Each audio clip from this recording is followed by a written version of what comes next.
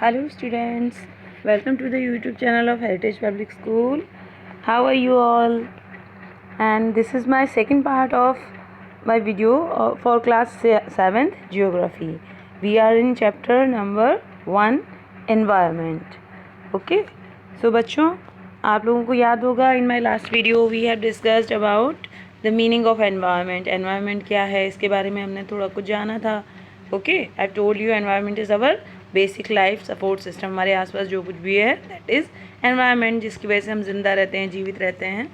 So today in this video we will study about the components of environment and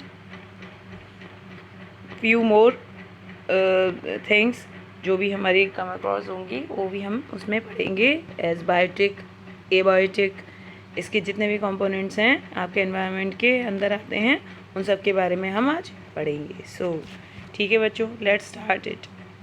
first of all मैंने आपको last video में बताया था जितना भी एनवायरनमेंट के बारे में कि चेंजिंग, इस समय चेंज हो रहा है. Why is our environment changing. सबसे पहला सवाल ये उठता है एनवायरनमेंट ठीक है, हमारे आसपास जो कुछ भी है that is a part of environment, वो हमारा एनवायरनमेंट है.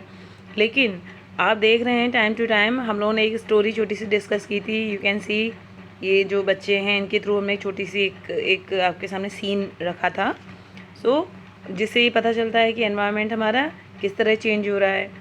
और मॉडिफाइंग, हमने मॉडिफाइंग भी पढ़ी थी. How do human being modify this natural environment, कि हमारा जो प्राकृतिक एनवायरनमेंट है उसको हम किस तरीके से ह्यूमन बीइंग जो है वो चेंज कर रहे हैं.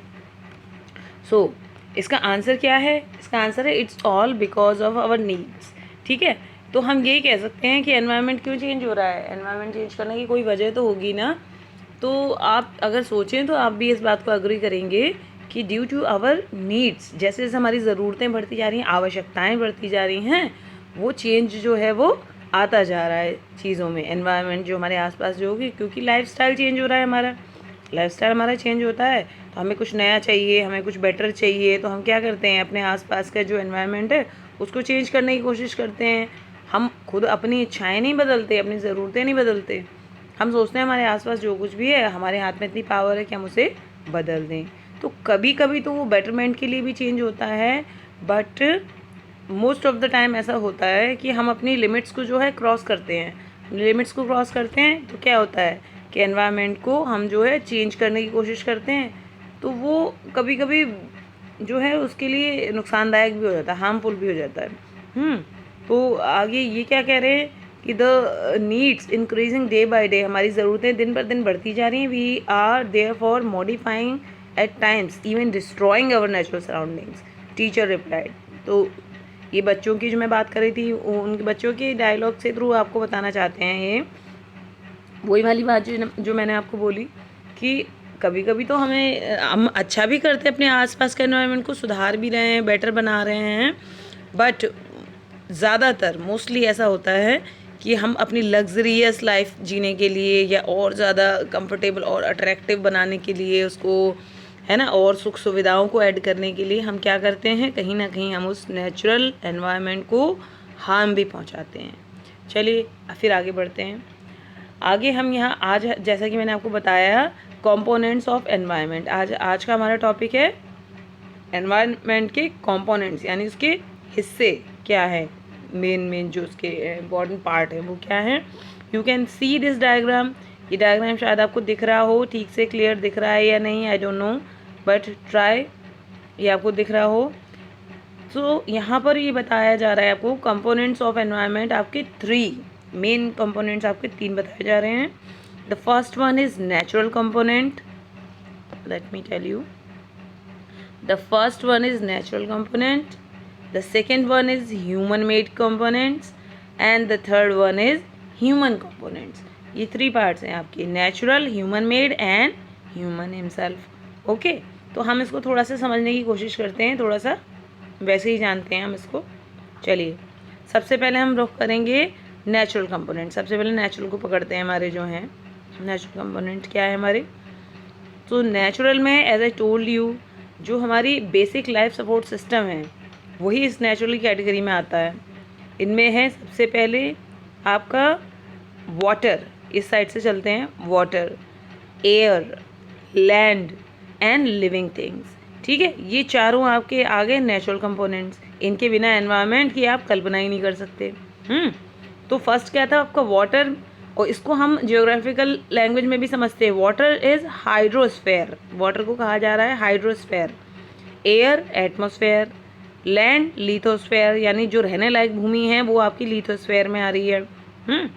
And the fourth one is living things, यानी बायोस्फेयर, यानी जितने भी हमारे क्रीचर्स हैं, जितने भी हमारे जो जो सांस लेने वाले आपके जीव जंतु हैं या के पेड़ पौधे हैं, ये सब आपके बायोस्फेयर में आ जाते हैं। ठीक है, समझ रहे हैं बेटा। और वाटर में तो आपका पूरा पानी के जितने भी आपके नेचुरल सोर्सेज हैं वो सारे हैं। एयर तो है ही है एयर। ठीक है, सो अब हम आगे बढ़ते हैं। हमारा सेकंड कंपोनेंट क्या है?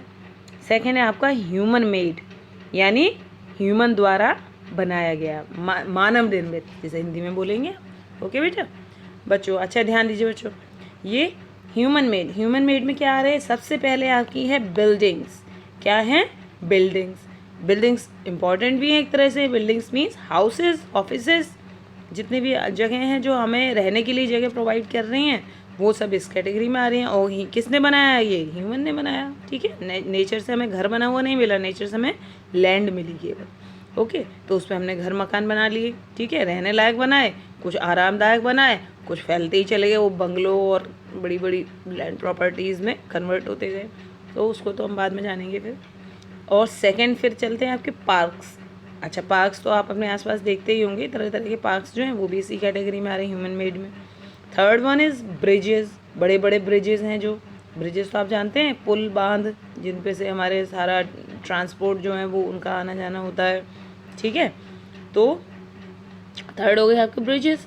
नंबर फोर्थ आ गई आपकी रोड्स, वेरी इंपॉर्टेंट, क्योंकि एक लार्ज नंबर ऑफ जो क्या कहना चाहिए पॉपुलेशन जो है वो चलती है आपकी रोड्स पर, चाहे आपकी गाड़ियां हैं, चाहे आप खुद हैं, चाहे छोटी व्हीकल्स हैं, चाहे बड़े व्हीकल्स हैं, सबको क्या चाहिए?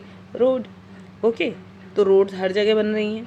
ठीक है, जहाँ नहीं जगह थी वहाँ भी बनाई जा रही, इवन हिल्स को कट करके बनाई जा रही हैं, फॉरेस्ट को कट कर करके बनाई जा रही हैं, सब जगह बनाई। इंसान हर जगह पहुँच रहा है, जहाँ वो नहीं पहुँच सकता वहाँ भी पहुँच रहा है। ठीक है, सो अब नेक्स्ट है आपके मोन्यूमेंट्स। वाटर मोन्यूमेंट्स क्या हैं? मोन्यूमेंट्स है आपके जितने भी हिस्टोरिकल्स आपके जो बिल्डिंग्स हैं, टॉम्ब्स हैं, ठीक है, या आपकी जो भी आपकी किसी की मेमोरी में बनाए जाते हैं, ये सब आपके होते हैं मोन्यूमेंट्स, जैसे कि Taj Mahal, Qutub Minar and all that. फिर नेक्स्ट है आपकी, जगह तो ये भी घेर ही रहे ना, नेक्स्ट है आपकी industries, very important part of our life now it is. इसके बिना तो बिल्कुल आजकल इकोनॉमी ही बेकार है। फिर इकोनॉमी नाम की चीज़ ही नहीं है अगर हमारे पास इंडस्ट्रीज़ नहीं है। इंडस्ट्रीज़ यानी आपकी मिल्स, फैक्ट्रीज़, ये सारी आपकी जितने भी आपके कामकाज के जो वो हैं वो सारे के सारे आपकी किस कैटेगरी में आ रहे हैं? इंडस्ट्रीज़। अच्छा, इंडस्ट्रीज़ जो हैं, चलिए मैंने आप पहले ये आपको मैं बाद में इसकी डिटेलिंग हम बाद में करेंगे, थोड़ा सा समझेंगे। अब हम तीसरे कंपोनेंट की तरफ जाते हैं, एंड दिस इज़ ह्यूमन। वो है खुद ह्यूमन। अब वो खुद ह्यूमन कैसे एनवायरनमेंट को चेंज कर रहा है या उसका हिस्सा बना हुआ है, यहाँ से चलते हैं बेटा, इस तरफ से देखते हैं। इंडिविजुअल, यानी खुद ह्यूमन, एक अकेला इंडिविजुअल, वो आ गया सबसे पहली कड़ी।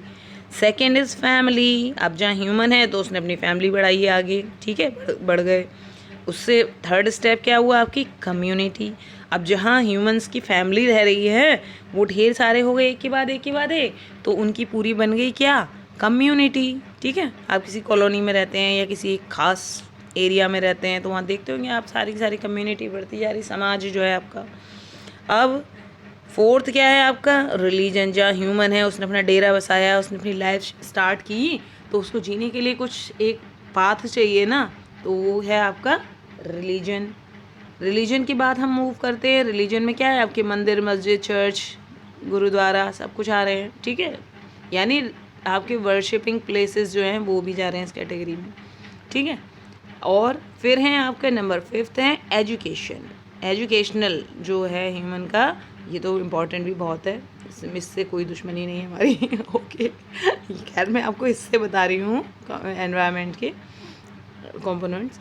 तो फिर हैं आपके ये इकोनॉमिक, अब इकोनॉमिक में क्या आ रहे हैं आपके मार्केट वार्केट, ये सब आपकी इकोनॉमी में आ रही है, ठीक है। और now last is political situation, पूरी आपकी पॉलिटिकल सिचुएशन क्या है, राजनीतिक आपका जो ढांचा है वो क्या है, वो सब इसके अंदर आते हैं। सो आई होप आपको कुछ थोड़ा बहुत समझ में आया होगा।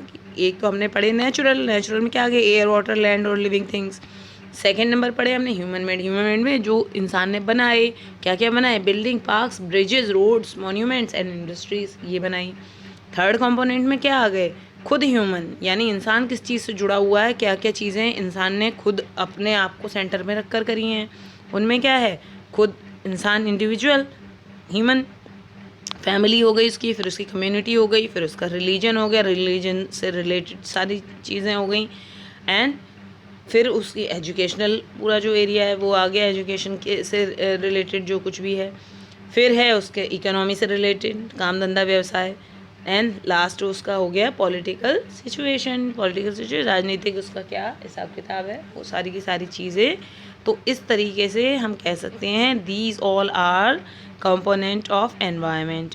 अच्छा, एक चीज़ हम यहाँ पे और देख लेते हैं, हमने बात की थी बायोटिक एंड एबायोटिक की। अब व्हाट इज़ बायोटिक, मैंने अभी ऊपर आपको बताया भी था शायद उसमें। Biotic means the world of living organism, ठीक है। लिविंग ऑर्गेनिज्म जरूरी नहीं है इसमें इंसान की ही बात हो रही है, बहुत सारी चीज़ें जो लिविंग हैं, जिनमें जान है, जो बढ़ती हैं, जो ग्रो करती हैं, वो सारी की सारी क्या है, इसमें आपके आ गए प्लांट्स एंड एनिमल्स, ठीक है, लाइक प्लांट्स एंड एनिमल्स, ये कहलाए आपकी biotic, okay. And just opposite इसमें आपकी एबायोटिक क्या है, the world of non living elements as land, ठीक है। आपकी नॉन लिविंग जितनी भी एलिमेंट हैं वो आ गए आपके एबायोटिक में, ठीक। इन दोनों का जो है हम चलेगी कहानी आगे भी आपकी, ओके। तो उसमें क्या आ गई, लैंड मीन्स ज़मीन, भूमि, ठीक है। हाँ, तो क्या कह रहे हैं, फ्रॉम द अबर conversation you understand that the place, people, things and the nature that surrounded by living organism is called environment, okay. आप समझ रहे हैं, ये सारी कन्वर्सेशन से आपकी समझ में ये आया। And it is a combination of natural and human made phenomena, ये किसका वो है, पूरा आपका एक ह्यूमन मेड फिनोमेना और नेचर, इसका कॉम्बिनेशन है। While the natural environment refers to both biotic and abiotic condition existing on the earth. तो क्या कह रहे हैं कि जबकि जो आपकी नेचुरल एनवायरनमेंट है, यानी आपका नेचर जो कंपोनेंट हमने नेचर वाला पढ़ा था एनवायरनमेंट का, उसमें बायोटिक और एबायोटिक दोनों ही उसका बहुत बड़ा हिस्सा है। ऐसा नहीं है कि केवल लिविंग बींग्स जो हैं वही क्रिएट करती हैं एनवायरनमेंट, ओके। आई होप आपको थोड़ा बहुत कुछ समझ में आया होगा। तो आज के वीडियो में मैं इतना ही बताती हूँ, and when we will meet in my next video we will discuss more, right? Okay, so bye bye.